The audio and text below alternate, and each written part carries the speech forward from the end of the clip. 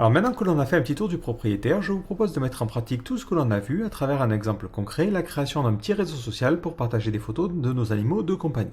Dans cet exemple, va être l'occasion de voir notamment les relations et de voir un petit peu comment on peut utiliser tout ce que l'on a vu dans la partie théorique dans la pratique. Alors, qu'est-ce qu'on va développer au juste? Donc d'abord, on va mettre en place un petit système de gestion des utilisateurs. Donc comprendre par là que l'on aura la possibilité de s'inscrire sur le site. On recevra alors un email qui nous permettra de confirmer notre compte et on pourra aussi se connecter. Pour se connecter, on rentrera notre pseudo ou notre email et on rentrera notre mot de passe.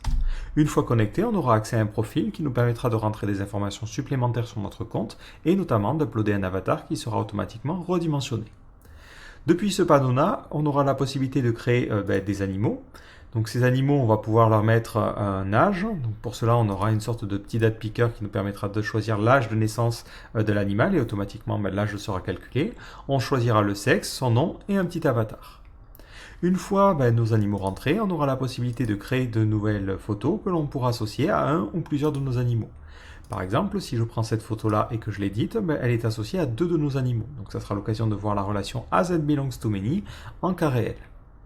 Enfin, ce que l'on pourra faire, c'est une fois que l'on consulte une photo, on verra les différents animaux qui apparaissent sur cette photo-là et on aura la possibilité de s'abonner à un d'entre eux, ce qui nous permettra par la suite d'avoir sur notre mur les nouvelles photos des animaux auxquels on est abonné. Donc c'est un exemple assez poussé, mais qui, comme je vous l'ai dit, permettra de voir beaucoup de choses et de découvrir comment fonctionne Ruby on Rails dans un cas concret. Donc je vous donne rendez-vous dans le premier chapitre où nous allons attaquer la gestion des utilisateurs.